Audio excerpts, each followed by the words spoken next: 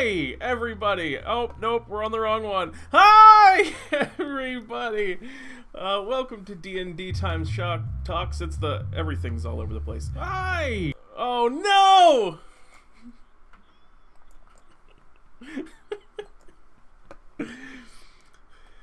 What's D&D time without the occasional technical snafu?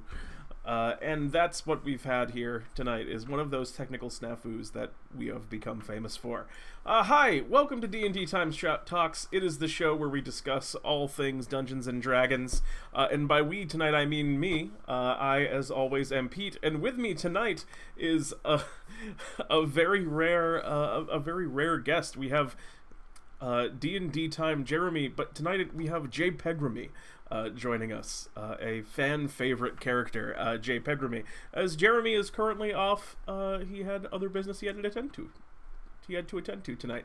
So he's off doing that. So today I'll be holding down the fort on DnDTime Talks, and well, truth be told, I'm not quite as competent when it comes to the controlling of open broadcast software, I think is what OBS stands for.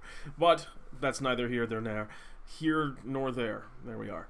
So, first off, hello to chat! Bionic Shiva's here. Dank the Tank 42069. Hello, Gogs. Dank the Tank 42069. Thanks for coming to hang out. It's lovely to see you.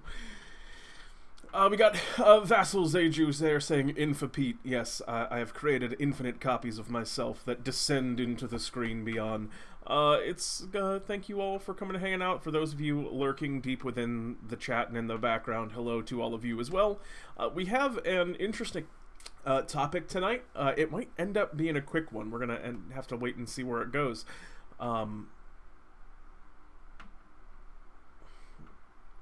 Yep, you're right, Shiba. I gotta change that. Don't think the title was changed. Category, nope, it's Dungeons & Dragons.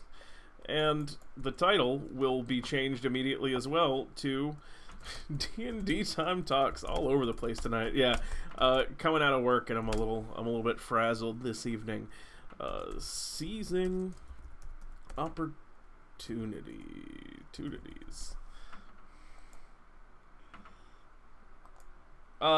If you refresh, it should be fixed in theory. We'll have to wait and see whether or not that is true. But it should be fixed now. If it's not, I apologize for that. Swordco here says sneezing opportunities. This is, I think, a classic sneezing opportunity. And so, that's going to be tonight's topic. We'll get into it in a little bit. As always, before we get in, though, if you have thoughts in chat, any opinions, ideas, anything you'd just like to contribute in general, please let me know as we're going through, and we'll work on the discussion. At the end of the stream, as usual, we're doing our Ask Pete and Jeremy segment, although tonight it's Ask Pete and Jpregremy, so if you have any questions for myself or Jpregremy, please let both of us know. Additionally, I see now in chat, Blood Deuce for saying, howdy, I'm here too. Mostly listening since I know nothing about seizing opportunities. Well, tonight's the night for you, and I bet you know more than you think you do. Farklenator says seizuring opportunities. Perhaps some of those as well.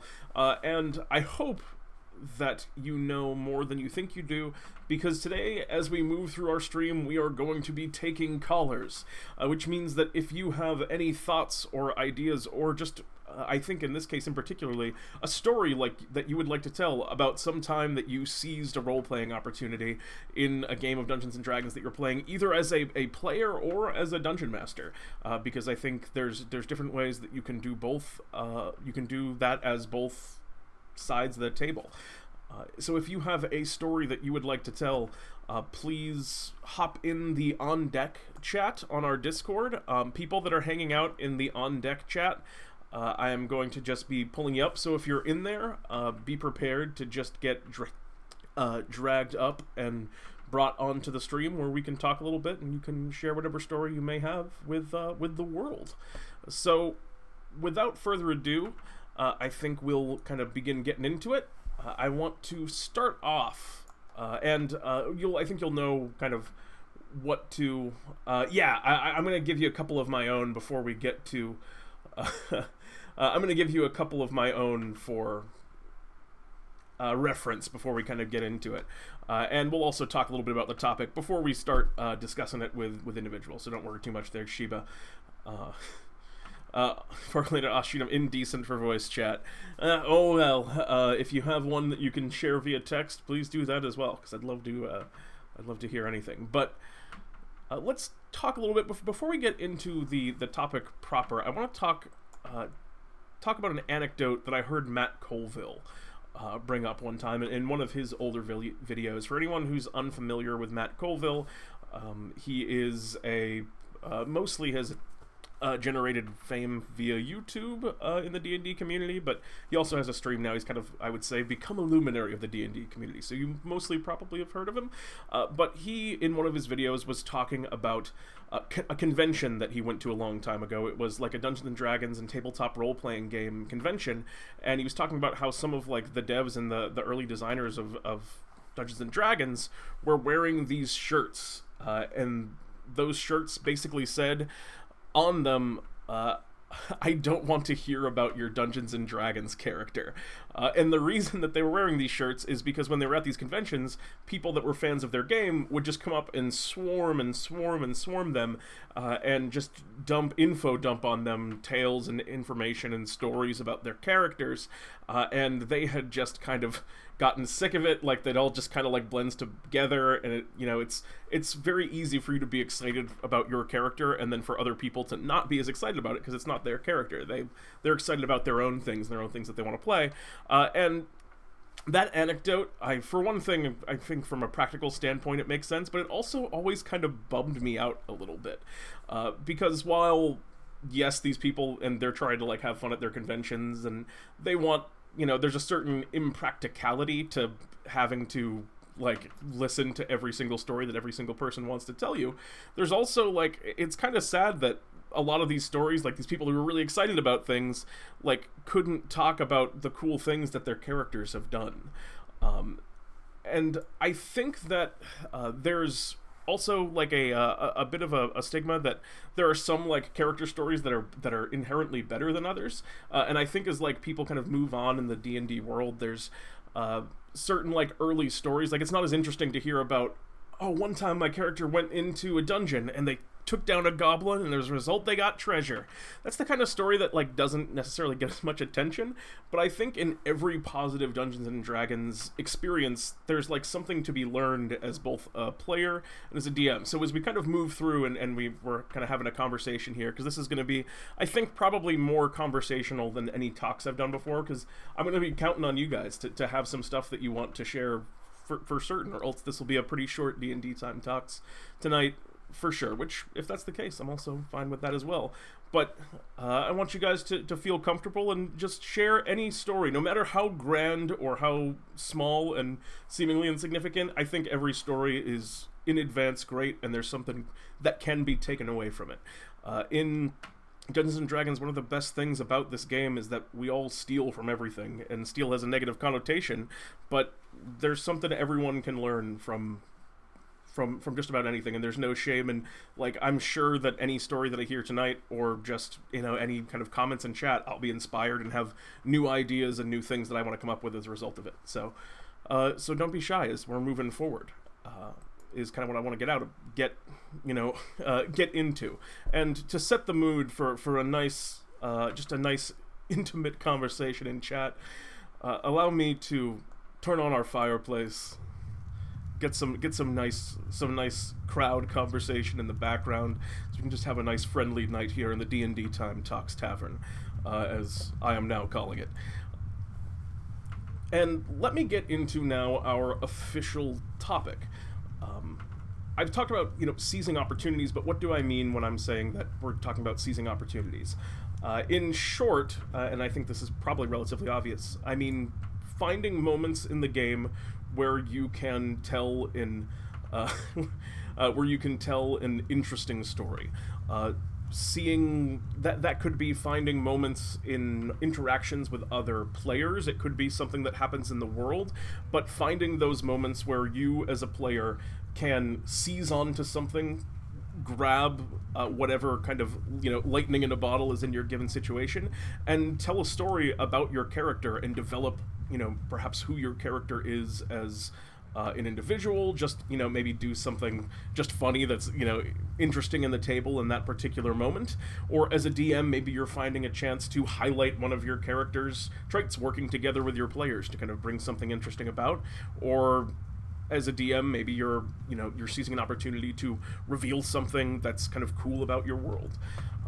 There are a lot of different ways that this concept of kind of taking moments can begin to manifest, but to give you a little bit more of a concrete thing to think about, I'll start by sharing a personal story that I had in which I found the opportunity to seize a moment, and I'm going to probably share a few more of mine as we go through the night, and I'll say this, it doesn't always work out. There are definitely, I'm not going to share the bad ones because those ones are boring, but there's times where you'll try and make something happen and it just doesn't stick and people at the table don't get excited about it. So for every one that I tell you, know that I've had countless that didn't go well. So as I don't seem overly braggadocious as I say this went really well. I'm only sharing the good ones. So this is a story of me as a player. This happened about when I was still in college. I was playing with Jeremy in this particular game, and a lot of the people that you might see on DnDTime Delves, Dangerous Bacon or Kyle, and then Cardwatch or James, and Cardwatch in this instance was the DM, and I was playing a character by the name of Parker Smalls. To give you just a couple sentences to describe who Parker Smalls was, he was a troll that had grown up in a human family and had been raised as basically lawful good. He was just a really nice individual, and he went around trying to help people wherever he could, and he abhorred those who did wrong. Mechanically speaking, he was a barbarian, but we were playing in kind of a freeform system, so that's me just trying to put the labels of 5e onto whatever strange system we were using at the time.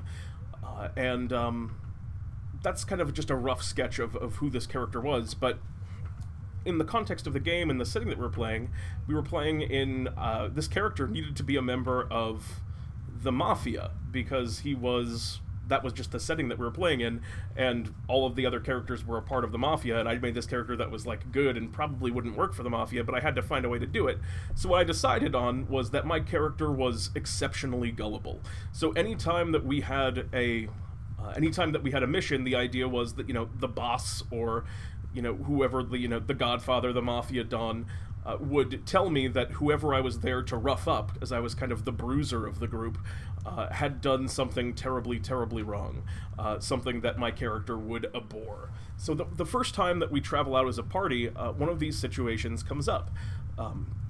The GM kind of puts me in a situation where I believe the mission was in the context of this time, and I'm sure I'm misremembering some details here because it was a while ago, but essentially there were a couple of goblins that had skipped out on payment, and the GM had the character tell me that these goblins were involved in the trafficking of children or something really terrible, which my character was in particularly vehement about, because he had younger siblings, and he was kind of imagining the situation in which his younger siblings would be subjected to this. So he's this really kind of goofy and friendly guy that has I think his voice was something kind of like this, and he was just really kind of nice and friendly. And when we get in, he picks up these goblins, and he's kind of told oh yes, these goblins hit kids and stuff like that. And I took that opportunity the moment I said that to show off what this other aspect of my character was, which was that he gets really upset when his particular moral code is broken. So the first goblin I meet, I immediately kind of shifted my demeanor in the way I played him, and then I went up to this goblin, and I go up to him and I just kind of pick him up and rattle him, because we have them cornered at this point.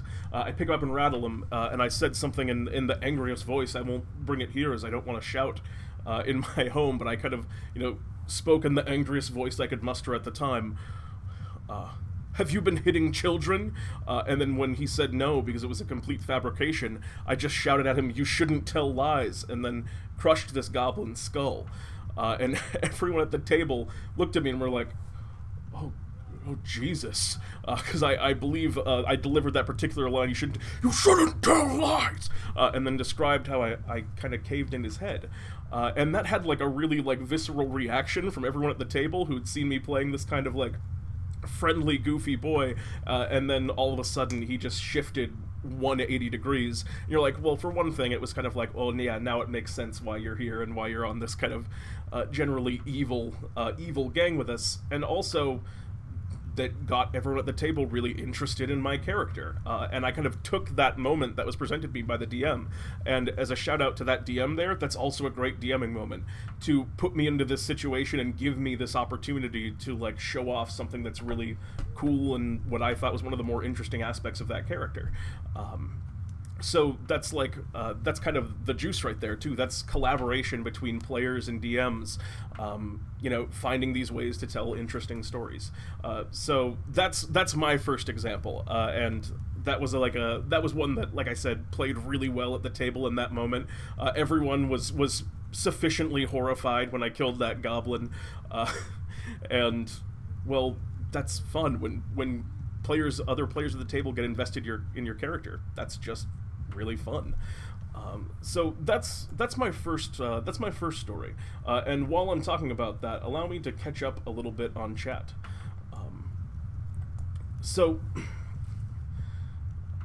Let's see right here. Intimate conversation about Shiba asks, how long can these stories be? Probably not crazy long is my answer, but as long as my story would be fine, or even a little bit longer or shorter, depending on how long you have. Vigilante justice. Ignore those mafiosos. The green or gray, I'm with you. Binary Sheep, is this the game where Jeremy shot a guy in the back of the head after you're done with him? No, I don't believe that was. Okay, yeah, Farfel saying I don't believe that game was played with Pete in the college shirt. No, that wasn't a game with me. Although I don't know the full details on that particular story. You'd have to ask. Trust of Flump's right there. He's saying no, sir. It is not. And then Matty Morgs, ahoy, Captain. Yes, for those of you who missed our Sea of Thieves stream yesterday, it was very fun. Myself and Farfel13 there were pirates for the whole stream. We might do it again, so tune in if you can. So that's my first example, and allow me to give another example from the other side of the table, and then I'll hop in and see who's on deck and bring you guys up to tell your own stories if you're so interested. And again, like I said, if there's not a lot to talk about, I think this is like an important topic and kind of finding those moments. I also want to talk a little bit about preparing, because that character moment that I had with that character, that wasn't, I took the opportunity as it was presented to me, but it was also something that I absolutely knew that at some point I was going to do. It happened in that particular instance. That was in session 1 of this campaign, and I got to show off this aspect of my character almost immediately, which was great. It let people kind of know who I was right at the beginning. Sometimes it takes longer, and kind of waiting and finding those moments are what's important. But when I went into that campaign, I knew at some point when someone did something that was just minorly wrong. For example, in this case, he told a lie. He wasn't even lying. I just was told by someone else that he was lying, and so assumed that that person was telling the truth, and that this person therefore wasn't. I knew at some point when someone did something that was like a kind of a minor wrong, my character would overreact and, completely lose his temper and flip out and destroy that character. I planned that and built that almost into the character by design, and then just kind of sat back and waited for there to be the opportunity to show it off. I think when I build any character, I always have at least one thing like that I'm waiting for a chance to do. And usually, I think 2 or 3 of those, but at least usually 1. And that's, I think, in a lot of ways, in making like an interesting character and kind of improving as a player, because I think everyone always has room to grow as a player.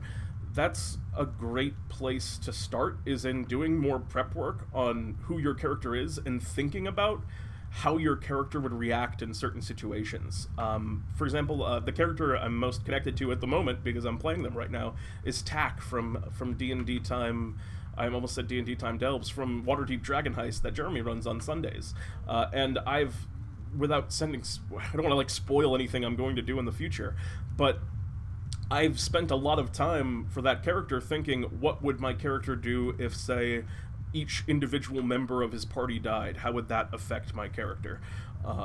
I've thought things like, what would my character do if he ever won, like, a significant combat victory? Like, how would he celebrate and how would he feel about himself if he ever felt like he had, like, overcome an incredible challenge? What if he suffered, like, kind of a more crippling defeat, which almost kind of happened this past week? How would he react? How would he feel about that? And so I spend a lot of time thinking about, like, what kind of situations are likely to come up in the game, and then when those situations do, you can take those moments to show off who your character is and how they react to them. So question of you, Bunny, examples of what? We're talking about seizing character opportunities both in character as a player and as a DM, and we're going to be pulling in people to kind of talk about their own stories in which they've kind of had some cool character moments or just done interesting things from the other side of the screen. And before we do that, like I said, I wanted to take one more. Vassal's Age, you asked, does it have to be D&D? Absolutely not. It can be from any role-playing game system. The one that I just talked about actually was decidedly not in D&D. That was in a homebrew system that we were playing at that time. To give one more example from the other side of the screen, an opportunity I seized as a GM, this is a story, and I don't think that this particular story has to necessarily, you don't need a ton of context for it. Essentially, the party was traveling into, I think essentially the party was traveling into a city, and they were investigating, they found kind of a plot thread that I had placed there intentionally. They were investigating a murder mystery, and the murder mystery led them to learn about this old murderer from years ago that was died and kind of put on death row.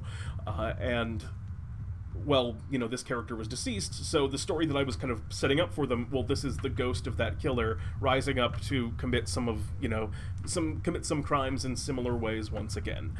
And that was a story that I was actually really into and thought it was a cool story to not, like, go into too much depth on that.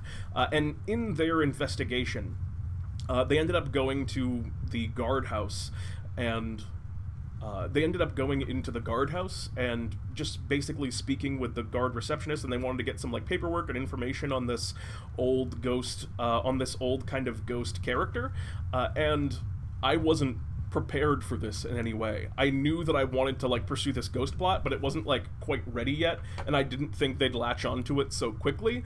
So in this moment, I just kind of panicked, and I was just like, basically, you'll have to go through essentially a waiting period to get access to records, and you'll need to speak to the chief, and I put them through these big ringers to go and get this information, and one of the players picked up on that it was a little bit off, and it was kind of suspicious, and he decided, rather than thinking, you know, he didn't metagame and think, and maybe that speaks to his trust in me as a DM, which I appreciate. He didn't metagame and go, Pete's not ready to do this yet. He thought, this guard is acting a little bit strange. I'm suspicious of this guard.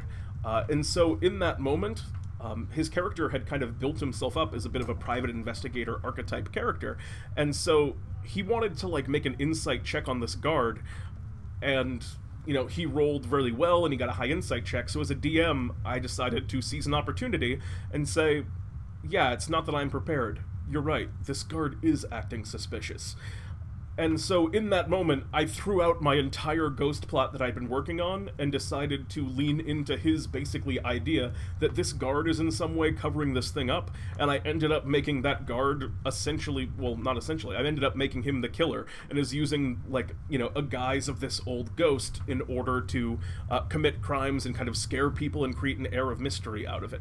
And that worked for a number of reasons. One, just as a player, that player in that moment got to feel really cool and smart, that, like, as a player they thought, oh yeah, this guy's acting a little bit off. I wonder if he has something to do with it, and then got to be proven right later on when it turns out, oh yeah, because, you know, when he went back to investigate the house, I put, you know, clues that he was maybe, they investigated that guard's house, I put clues that maybe he was, you know, the culprit in there, and they followed it. Also, as a private investigator archetype, it got to put him, you know, one, accelerate him to the role of course this character's good at this, of course the things that they're doing are correct, this is who they are and what they do. And he got to really show off, and as we move through the campaign, really demonstrate that side of him as a character because of that one opportunity that I took a moment and decided, like, all right, yes, I'm gonna take this and I'm gonna run with your idea as a player. So that's, I think, a good example from the other side of the screen, and something that worked. Again, this particular time it worked really well for me. I'm sure there's times where you'll do stuff like that and it won't pan. V-Bunny asks, do all cool character moments have to be good? Sometimes you can seize the opportunity and bad things can happen from it. No, they don't all have to be good. I'm 100% with you. Sometimes there can be a lot of unprecedented and strange consequences to the things that you do. So, without further ado, I want to go through... thinking of these is hard. Bannock Sheba, any story, like I was saying, if you have a story that's like directly related and you feel like it kind of fits in to the Seizing the Opportunity theme, by all means share it. But if you just want to share even the shortest of story, like I said at the beginning, any story that you want to share on here, I think we can find something in it that's worthwhile. So up to you, completely up to you on what you want to bring to the table. And without further ado, I know I've seen DnDTime hanging out in chat for a little while, so DnDTime, I'm going to pull you up right now. DnDTime Ninja, you're live on DnDTime Talks. Are you there? Are you with us, DnDTime? I am here. Hey, Ninja, how's it going? It's going good. Welcome to DnDTime Talks. Thank you for calling in. So, DnDTime, do you have something you'd like to share with us on the topic tonight? Yes, actually. Please regale us. Is it like a story, or just an idea or a comment related to the idea of like seizing opportunity, or some advice?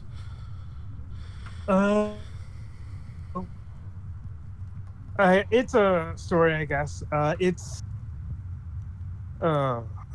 have to say, an opportunity where I had the opportunity to seize something, I guess, it was actually very early on in a Way of the Wicked campaign where I was playing a oracle. And for those who don't know, the oracle class from Pathfinder has the unique ability to is that they are cursed. They're sort of like sorcerers but divine, and they come with curses that are very unique. I had chosen a unique curse called Wretch. Wretch. Wretch. Okay, cool. Yes, and basically anything you touch is broken. Like all weapons. Oh, interesting. So if you pick up, say, you can't drink out of a cup, even? Like, if you pick up a cup to drink out of it, does it shatter in your hands? You could still drink from it, but it would be it's weird. It would kind of crack as you pick it up, or would it if you? That's just such an interesting concept. The way the curse works is when you pick something up, it's considered broken, but when you put it back down, it's magically fixed. That's so really stuff like silverware and cups would still be usable, but they'd be cracked when you touch them, but fine when you put them back down. That sounds like a really cool class. Yes, and you could use this, and oracles could use this to basically pick locks and stuff, like a thief. And at the start of the Way of the Wicked campaign, you are shackled to a wall. Is this true? Oh, Way of the Wicked is like a particular... It's a particular adventure. It is designed around evil characters. And... Okay, cool. My character used his curse to break the shackles 3 times in a row. For yourself and then the rest of the party? No, for myself, because every time I'd break them, the guard would come up and shackle me back up. And after a while, he just knocked me out because he got tired of me basically breaking the locks. All right, see, I really like that, because, so this was the opportunity that you seized, is that you had this cool feature, and then you had the chance to show it off in this moment where one, I mean, it's a creative application of that, that feature, because it's a curse, so you wouldn't necessarily think like, oh, I'm going to use my curse to break myself out of those binds. Like, it's a cool way of doing it. It shows off like who your character is too. I imagine it was also just pretty funny. It was funny. It was a great opportunity too. Yeah, but I just remember. I imagine the other players in your party, because this is right at the beginning of the campaign, right? Yeah, you get to learn a lot about who we you eventually are. broke free anyways, but like once a great opportunity to show it. Hey, Dindari, thank you so much for sharing your story. I like that one, and I also like just that. Like I say, I can picture that like lock break scenario, that like using the cursed item, or not even the cursed item. You're just cursed as a player. Yeah. I like that you're like stepping outside of the intended use case for that, and I'm sure at some point, as I was saying before, I'm probably gonna steal that power because it seems really cool.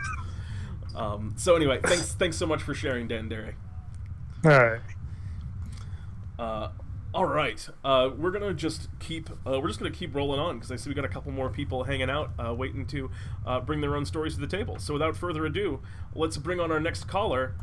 Maddie, are you there? Hello. Yo. Maddie, welcome to DnDTime Talks. It's lovely to have you on tonight. I'm happy to be here. I'm actually coming to you live from Eorzea, as I'm doing a little last-minute grinding before the Shadowbringers. Wait, what's the game that you're playing? Final Fantasy 14. Ooh. But I'm listening to you on the other monitor. Maddie, do you have a story to share, or just something that you'd like to bring to the conversation tonight? Yeah, a good reminder that opportunity is everywhere, and especially a lesson that I like to instill in the newer players that I'm teaching in my Store's Thursday game, is that while I may read to you some content out of we're running Tomb of Annihilation, I'm only reading to you box text, and that's what everyone can observe, even if you're not observant. And so it's really up to you as the player you're the co-DM, and you got to make the world come alive by asking other questions.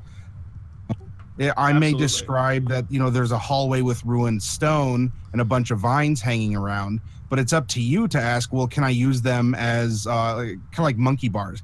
Can I swing over a possibly trapped floor? Or, you engage with the environment, ask questions about the people and the things, and you'll find that opportunity for storytelling is absolutely just all around you. Now, Maddie, I'm interested in your take on this as a DM. If a player kind of takes an opportunity and like envisions something, this is something that's happened to me as a player, or me as a DM from a couple of players. I remember one time when I was first starting out DMing, a player who didn't quite understand how the game worked. They didn't understand that like the DM builds the world. They say they're being attacked, and he's like, all right, I reach out and I grab a shovel that's leaning against the wall, and I pick it up and hold it up to attack him. And as a DM, I was like, well, you can't put a shovel there. I put the shovel there. But in retrospect, I almost wish now that I had let him just have this shovel in this moment and to tell the story in the moment. What's your opinion on something like that? I am by default open-minded to stuff like that, though it's every opportunity is within its own context. Yes, absolutely. And so, I mean, I appreciate that, that player would be intuitive or have ingenuity about picking up a shovel or trying to use the environment or aspects of it.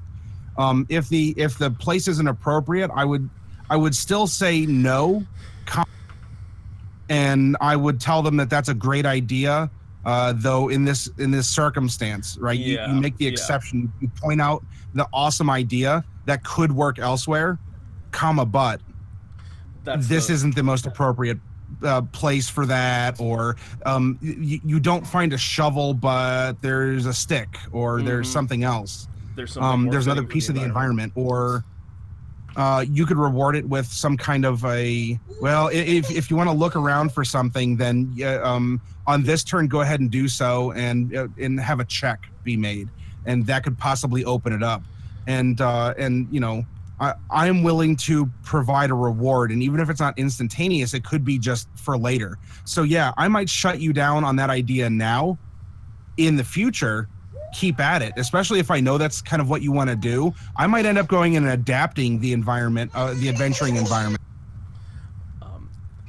I also like that this kind of idea that, because you were getting at before, this idea of seizing opportunities by like inquiring and just like learning about your surroundings and, you know, asking the DM questions. I like this idea that the environment, you know, almost isn't fully rendered until they ask about it. Like, all right, I want to investigate the bucket that you described more closely. That bucket probably didn't have anything in it until the exact moment when they asked that. Is that fair to say?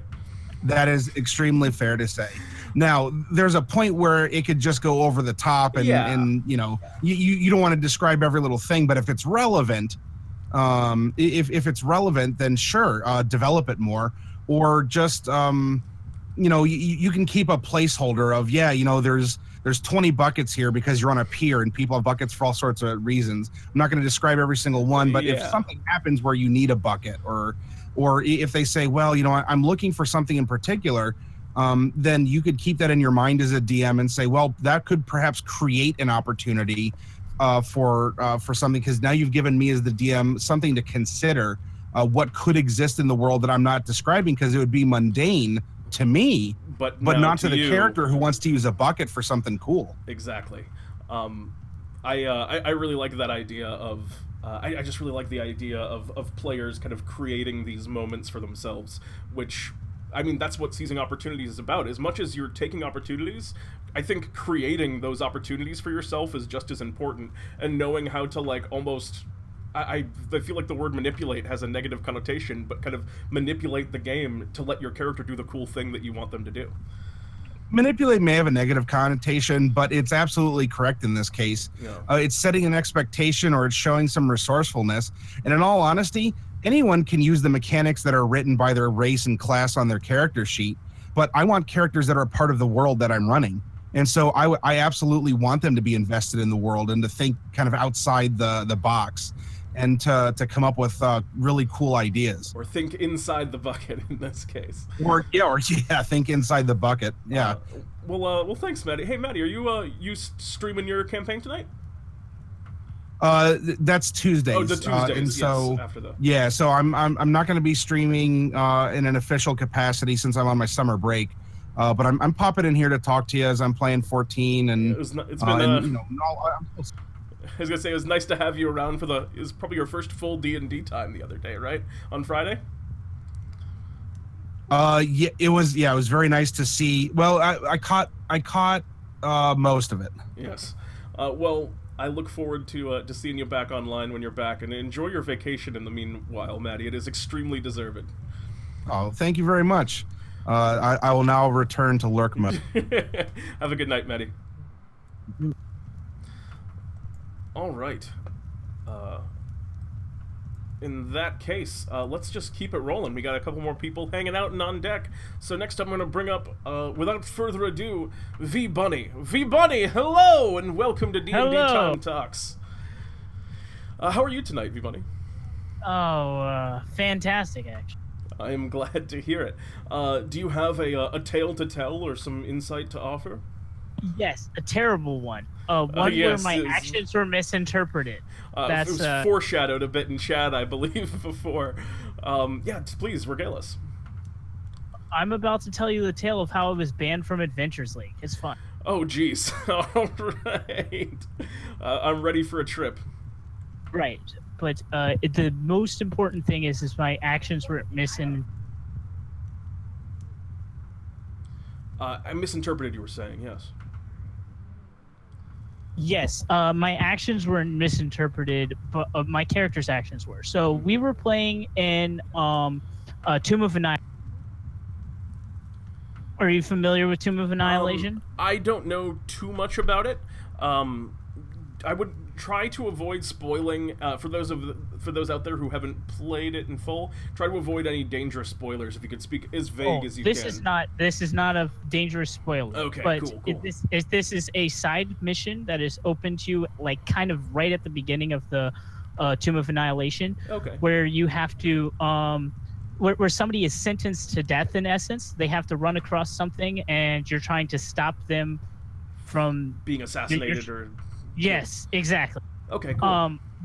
But that person was sentenced to death for supposedly committing a crime, right? Naturally. So what the players know is that this person is accused of committing a crime, according to the law. They did commit this crime, and that's all you know. Not what the crime is, not anything details of the crime, just that they were accused of committing this crime, and that's it.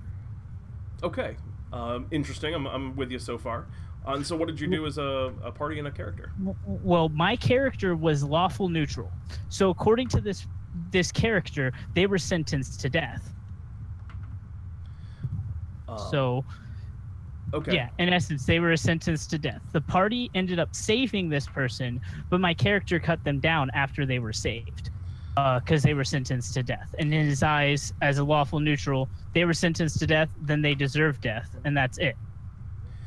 Yeah, okay, I see what you're saying. So, and then the party, I assume, if from what you've described, they got kind of upset, and then you were removed from that particular game as a result? Yes. Well, the biggest portion of that, the biggest issue, is this particular character was gay. I had nothing against gays. I love gay people. It's nothing against them. But people misinterpreted it as my character's actions as being anti-gay, and that's not what it was. Okay. Yeah, that's definitely. I see what you're talking about. That sounds like it was a pretty tricky situation, and you know, I hope it was. I hope it was eventually made clear because I know that around, you know, topics such as you know, sexuality and race, a lot of times tensions that would normally be, because I think, you know, taking that out of it, just making essentially just, you know, killing a character that the party saved, I can see where that would create a lot of party tension to begin with. But then when you just, you know, add in this extra layer of, you know, I don't even want to use the word politics to it. Like I said, this extra layer of just, you know, sexuality to it and respect for other people. I know people tend to get heated and, you know, emotions flow a little bit more freely than normal. So I can kind of, you know, understand where perhaps, you know, things were misinterpreted because people get heated in situations like that. That's definitely, you know, that's definitely a really awkward and difficult situation that was kind of, I'm sure, you know, it's rough for you as you were removed. I'm sure it was also like uncomfortable for the other people at the table. I'm sure, you know, everyone was having a hard time there. Everyone was really upset about it, and I was being accused of all kinds of terrible things, and just a bunch of things that should not have even came up just because of the extremely delicate And I think, and again, we'll come back to the kind of key moment there in a second, but I think even just regardless, as just a blanket piece of advice for anyone that's in a similar situation in the future, the best thing to do is just sit down and have like a serious conversation, especially like, even if like if you've offended someone accidentally, sometimes it's a great idea to just talk and apologize and be like, all right, well, here's what I was thinking, and I'm sorry that I've you know, hurt your feelings by doing this and made it kind of a difficult situation as a result. Also, I think it's also important to like consider what your party's feelings are, because if you go out of your way to save the party's like going out of a way, and you take this opportunity, because I think from your perspective you were thinking, I'm going to take this opportunity and show off my character's alignment. My character was steadfast on this idea that this person be executed for their crimes, and you know, I want to bring that and show that aspect of my character out by bringing them down. That's exactly what happened. Yeah, that's exactly what happened. So you were kind of like taking this opportunity, and then things kind of went awry for you in the more, you know, social sense, so to speak. But it's also really important to consider, and I would say that you know, you were probably a little bit, well, obviously, given the retrospect, probably wrong to do that in that case, V-Bunny, because... Oh, yeah, absolutely. Yeah, I don't mean to, like, I'm not trying to, like, drag you or anything, but it's, like, you also, as much as, and I'll say this as a blanket advice, don't take a character opportunity if it's going to, like, be really bad for the other people at the table, if they're going to, like, you know, the party went out of their way to save this character and they were attached to it, be careful about putting your own like fun and your own desire to like create this cool story for your character over the fun of the group, as just like a general rule. But also, given a party that was like cool with that and that you kind of had talked to it ahead of time and that you knew would be comfortable with that, it's also like the idea isn't inherently wrong. There's definitely some interesting elements to that of, you know, bringing that kind of conflict to the group if you know a group's going to be okay with that kind of conflict. Absolutely right. That's the biggest thing. I didn't know my group, and so my actions were misinterpreted because the group was, you know, it was Adventure League. It could be. Yeah, it's hard to do something like that. That's a little bit, and I think Jeremy was saying something interesting there. It's like if a character is so lawful that they insist on such things, and you know that those things would likely cause a complete party divide, you just had your character walk away or rejoin as a new character that probably won't clash ideologically. Yeah, it's about kind of finding, setting yourself to the group is sometimes, I think, the right choice. But V-Bunny, thanks for bringing this. This is a really tricky one. That's a tough story, and kind of it sounds like an awkward moment, but I really appreciate you sharing it. I'm sure there's, you know, a lot that everyone can learn from. And I'm sure that your viewers and everybody, nobody's going to misinterpret this again, because I don't want a repeat of the issue. Yeah, a lot of the times there's more to learn from your mistakes as a player, certainly, than there's a lot more to learn from your mistakes than sometimes your successes. So again, I appreciate you sharing that with us, V-Bunny. No problem, man. Thank you. All right, we're gonna move you down, and we're gonna keep on rolling here with our. Our next one, which is gonna be Crowley. Hello, welcome to DnDTime Talks. You're live. Hi. First time, long time listener, first time. Yeah, thank you. No one's done it yet, so pull up Lance. I can't believe, just really quick though, I can't believe that I've done this twice now, and you're the first one to say that. Thank you for making that joke, Crowley. Yeah, no problem. Yeah, bring Lance up though, because we have the same player story. So. Oh, wonderful. Reflected 10-8, aka Lance. Thank you for calling in. How are you tonight? Lance? Uh-oh. Oh, maybe he's not here. Lance, you here? I'm here. Sorry, how are you tonight, Lance? Discord's ever so slightly. Discord, laggy Discord. Yeah, Discord's being a little bit funky, but it seems that you two, in conjunction, have a tale to tell, and I look forward to hearing it. Yeah. So, Pete, you weren't here. You weren't there for the Legend game the other day. That's correct, and I haven't gotten a chance to kind of get caught up on it yet. So this is a tale that's new to me. So this is a tale. It's new to you, maybe not everyone else in chat, but there's some setup, I think, because I mean, my thought, Lance, is the Zone of Truth was the big opportunity seizing thing in that adventure, right? Like, unless you've got something else in mind as well. Oh, I was going straight for the big cash in towards the end, but that start was also very good. There's a few things in this episode, so we'll start with the start. That's a great place to begin, it sounds like. Obviously, Lance here participated in the Battle Royale that you ran, 2 weeks ago now? 3? Something like that, yeah. 3 weeks. And the winning prize was the chicken dinner. Yes, that's correct, sir. And I knew this, but you Chonkas didn't. And so when we did the fight against the Tarask, which have you watched all 9 hours of that? I did not watch the 9 hours. I got highlights on that one. That's probably good. It's a long battle. The Battle Royale came up, to which I, as Yuchanka said, wait, Lance, there was a Battle Royale. Did you know? And he said, yes. I'm like, you didn't tell me. And then there was discussion of a prize, but Lance says, oh, I don't know what the prize is. Okay. Very evasive. Mm-hmm. Lance was very evasive about it. As evasive as Lance can be. Naturally. Mm-hmm. So then finally, this last week, we come out of the illusion. Oh, actually, if I could just offer some context here. For those unfamiliar with their characters, the character that Crowley was playing here was Uchunkus, whose stomach is a bottomless pit, and his basically, I think your favorite pastime is eating meat. Is that fair to say? Yeah, that sounds about right. And the prize was infinite chicken. So that's the stakes here. If we might move onward.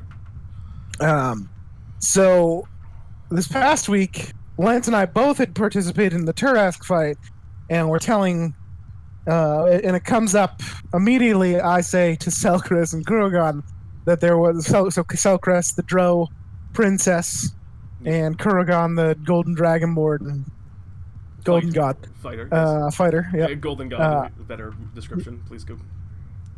So I say to them, there was a battle royale that we missed. Did you two know about it? Lance didn't tell us. And of course they're like, "Oh, what? No, we missed that." And then I told them about the time that about fighting the Turask. And Lance said, "Yeah, Byoshi won the battle royale." So I say to Roger, "Well, if Byoshi won, he must obviously have whatever is in his whatever he won in his inventory. Can you pull that up for us?" So we can find out what he won. And of course, it's the chicken dinner. Naturally. And then I believe Yuchonkus tackles Lance and starts throttling him after yelling Lance several times. So with that whole confrontation with Lance and Yuchonkus happens, and Lance still hasn't claimed that he knew it was a chicken dinner. At this point, Yuchonkus just thinks Lance fucked up, basically. Yep. So then we go into talk to the disembodied head of Ugg, the first warlock of fashion and a giant that threw shoes. And Lance, what happened then?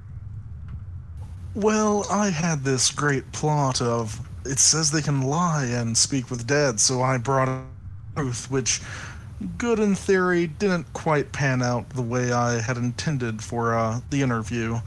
And as I'm sure Crowley's to inform us, it backfired quite interestingly.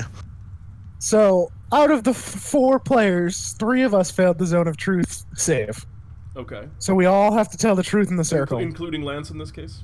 Lance, Yuchonkus, and Kurgan. Okay. Selkris was fine. To which... So then we asked the head the questions and stuff, and then as soon as we're done talking to the head, I turn to Lance, because he hasn't dropped to the Zone of Truth for some reason at this point, and I say, "Did you know it was a chicken dinner? Did you know what the prize was?" And Lance, you said, what exactly did you say? I believe it was very apologetic. Well, naturally it was announced to all of us. I just really thought it would be better for... I quite finished my explanation before Yuchonkus resumed throttling Lance. That's absolutely... Absolutely delightful. Does it go on? Is there more? There is a little more where there was just a lot of back and forth within the Zone of Truth. Yeah. And people telling truths that maybe they shouldn't, like Yuchonkus admitting that he used to dream, or he has dreamed about eating the others. What did Kurgan said something, but I don't remember what it was. I'll need to go back and catch this, what sounds like absolutely delightful moment. But to tie us back into to seizing opportunities, I like, and this is something I really like about what you did there, Yuchonkus, is you knew where you wanted to get, which was being mad at Lance. You knew exactly what happened out of character, and you wanted to be mad at Lance and have this kind of fun, and have this fun kind of as many of us more say, inter-party opportunities and playing off each other is great. Yeah, have this fun inter-party moment where you're furious for him not bringing back the chicken dinner in like a joking, I think, not like, you're not like mad, you're just like joking mad, like, how could you not bring me this dinner? And you went through so many hoops to get to that point with single-minded determination over the span of multiple weeks. Yep. For such a small opportunity that you finally created for yourself. And when that circle of truth came up, you were like, this is it. I'm finally going to nail him down. And Lance, how does it feel? You got nailed down. How do you feel about that? It was all in good roleplay, and Lance will be able to eventually restorate his windpipe. There was even a part in in like when we were talking to the disembodied head of UG, where we had one question left, and Jeremy was like, "Well, you got like 7 minutes left, so how long do you want to drag this out?" And I said, "Oh no, we have to talk about this zone of truth thing," and then then quickly moved on to the next question, and then immediately after, Excellent. started playing with the zone of truth. That's excellent. And I think, like I was saying, I think there's definitely a lot to be learned from, you know, the work that you put in there, you Chunkus, to make this happen. Because sometimes if you want your cool character moment to come up, you do got to put in the man hours for it, and you definitely did. So thank you guys both very much for coming up and sharing. Is a delightful story, for sure. Well, Lance had something else from the episode. I'm not sure which part, because there were a lot, but... Was there another thing that you wanted to, in that case... Lance, did you have one as well? Do you have one? Honestly, it's not quite as good. There wasn't quite as much RPing and banter, so I'll just say there's a very good and climactic moment in the most recent Legend match, and you can watch it on Twitch and probably YouTube soon. Yeah, it should be up on YouTube soon, I have no doubt. Go in and check that out. I certainly will be, as I gotta go and catch up on what's going on in the Legend tier. But thank you guys. I'm almost glad I missed it, so now that I can... You can go back and watch it. Now I can see that myself in this moment, yeah. I do have a DM moment as well. Well, if time allows. I think we're actually at time now, and we got one more person All to right. get in, so I'm gonna cut you short there.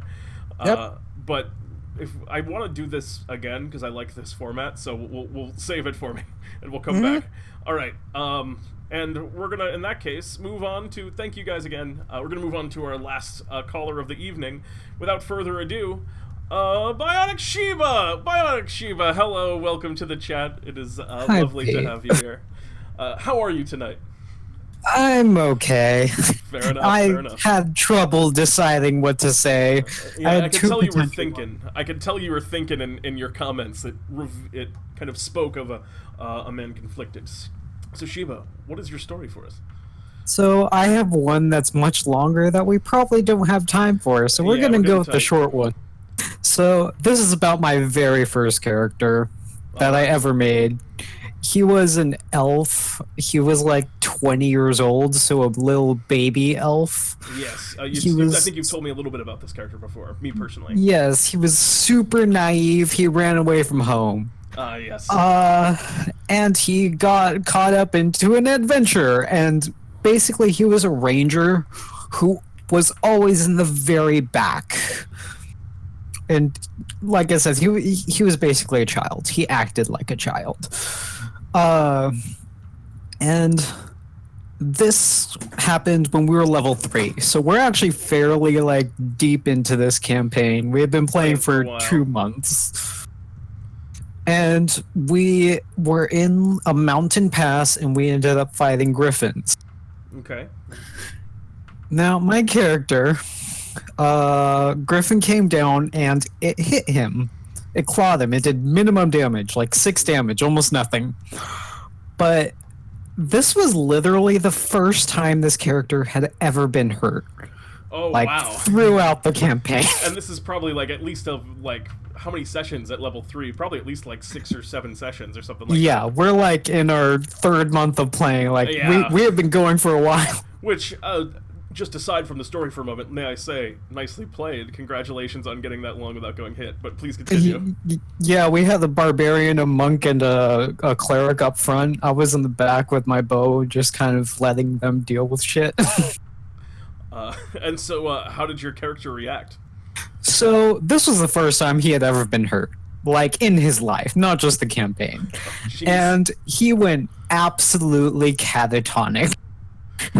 He pretty much crouched down, went into a little ball, and just started rocking back and forth, saying how he was not ready for adventuring.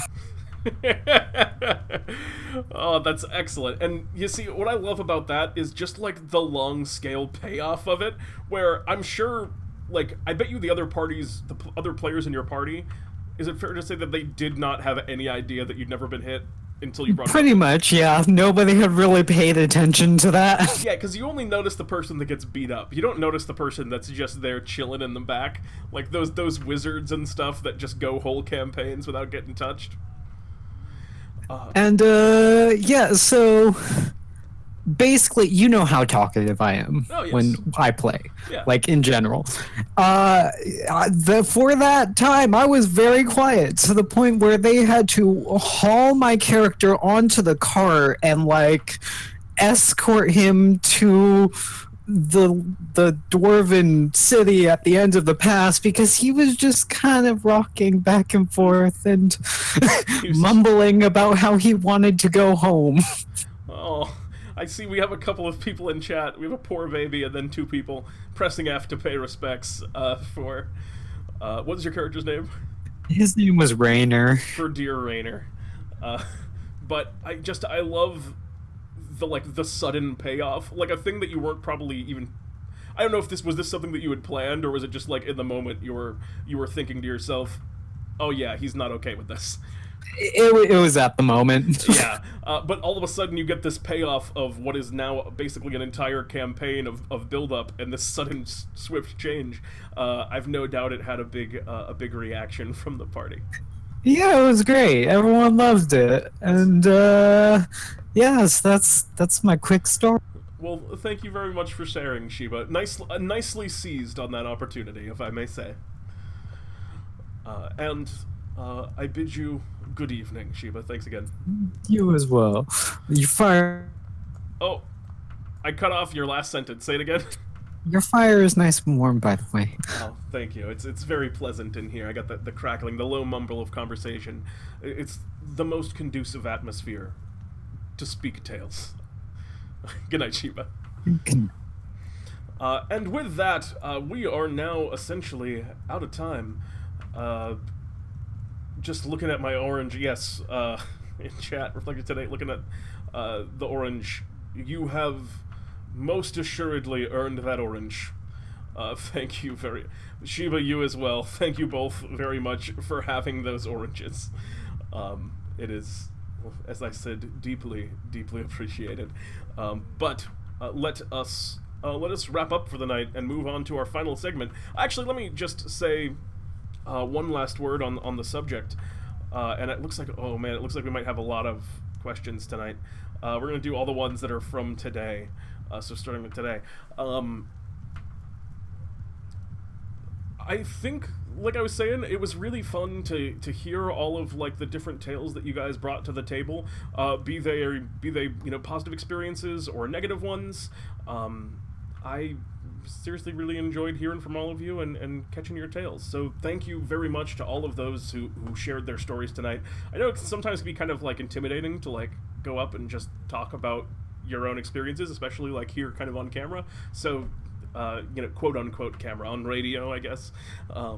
So thank you very much for sharing if you did. And also, just a big thank you to everyone who was hanging out in chat and also contributing. That is also greatly appreciated.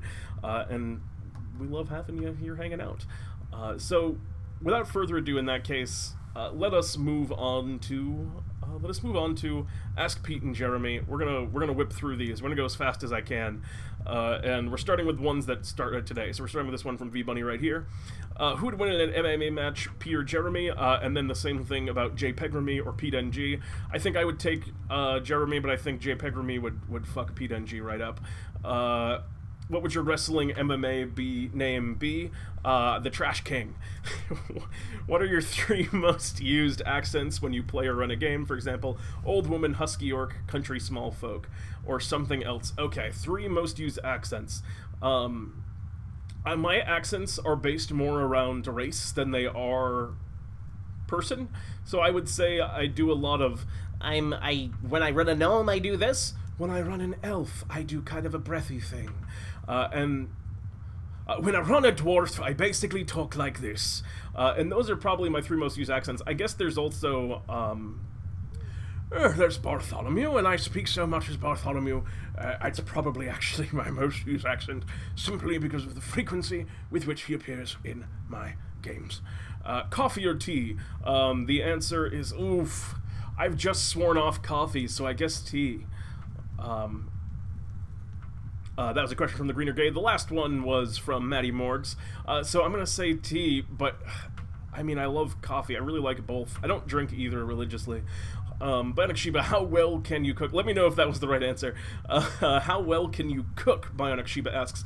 I am better than your average cook, I would say. I am not like an exceptional cook, but I am better than your average cook. How many questions at once is too many questions? I'll let you know if we reach it, and I think the answer is whatever Crowley did down here, Jesus. They've answered all of Crowley's, so I don't think there's an answer to that. Yeah, we'll see. What is your go-to must-have spell? It depends on the class. If I'm playing a class, I mean, Healing Word is basically one for everyone. If you can take Healing Word, you probably should. What is your one that's more interesting for me? I think I really love, for reasons I don't understand, the Mending cantrip. I take it every time I have the opportunity. I don't think it's super good. I just love it. I lost the card game. I don't know what that means. I guess I also just lost the game, though. What caused Quebec to be... Oh, wait. Trustaful asks, why have I been banished to the Shadow Realm? Follow-up question from Crowley. What caused Quebec to become the Shadow Realm? Can it be undone? Quebec's not the Shadow Realm. The Shadow Realm is a plane of darkness. It's the Shadowfell. And Jeremy's been banished there. The Quebec story was a lie. The reason is for your...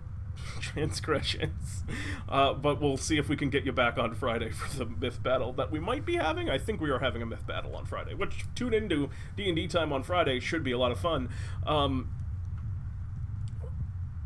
What is a favorite meal you have in game? For example, do many of your characters like a roasted turkey leg and a wedge of cheese, or perhaps you run a certain brew or dessert can be found in the world almost anywhere the PCs go? I like my friend Cardwatch's elderberry pie that he used to make in character on his character Indica, and that character made an incredible elderberry pie. I'm also a big fan of Filado's. I'm also a big fan of Pilado's scones. Those are also excellent. Below are most of the questions I asked Jeremy while you were gone. I had removed any that I believe are particularly irrelevant to you. What's the name of the movie starring Amy Adams where she plays a princess from a cartoon world and comes to modern day New York? Might be Disenchanted, or it might be Enchanted, I think. Man, that was a snipe if that's it. I think it's Enchanted. Ella Enchanted. Got it, maybe. Can you name one piece of media for each level of fantasy that you haven't named and it isn't an Adams movie I keep bringing up? Based on Jeremy's scale from low to high fantasy. I guess if we're talking low, medium, high fantasy, low fantasy, I would call Game of Thrones... okay, let's see. Low fantasy, Game of Thrones Season 1. Medium fantasy, Game of Thrones Season 4. High fantasy, Game of Thrones Season 8. Why did Pete go? I was on vacation. It was a blast. I was in Vegas for a while. I was in San Francisco. Do you have any nicknames? My God, get ready. They call me Pete. They call me Turret Pete. They call me Late Night Lions. They call me Downhill Bomb Sesh Lions. They call me Descending Pete. They call me Slow Pete. They call me... what's some other ones? They call me Grab and Go Lions. They call me... Ruthless Pete. They call me the Shen God, I think, at one point. They call me... I gotta have at least one more that I can pull out. I'm not making any of these up right now. These are all things. They called me Jigga Pete for a while. That was one of my names. What's your favorite jelly bean color? God. Red. If you could put together a highlight reel of all your time playing D&D, of either your own characters or characters you've DM'd for, so basically all highlightable moments, what would be a few of those highlights? The time that I made Lao, for anyone familiar with that campaign, the time that I revealed that I was a bad guy as Zachariah Airfender, the time that I died because Kyle didn't throw a dart, and I said to him if my character was alive, he would say, and there's a whole lot of them. To throw out two more, playing D&D, I think, or characters you've DM'd for.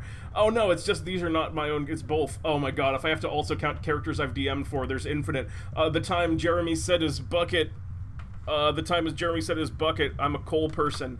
The time of that campaign when someone told him he was a diamond. The time that there's so many of them. Crowley, there's too many moments. A highlight reel, Jesus. That's an internal question.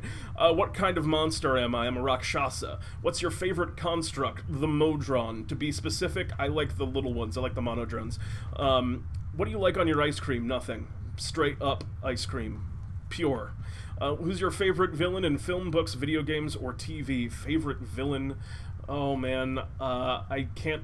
I have one and I can't think of it. Oh, I love Hisoka from the anime Hunter x Hunter. He's more of a chaotic neutral than an outright villain, but he's one of the coolest characters in anything ever. Is I'm going to throw out is my answer. I'm sure there's other stuff I like more, but I can't think of. What is your favorite villain you've run, created for DnD? Do I have a villain that I really liked that I want to talk about here?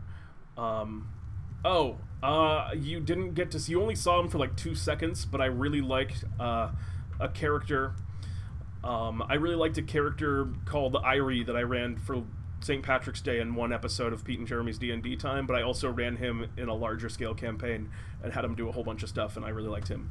And he was a leprechaun, and I did a heavy Irish accent for him, and he was just really tricksy and manipulative and talked fast and spoke in, like, folklore-y phrases. I liked him a lot. What is your favorite villain you've encountered in D&D?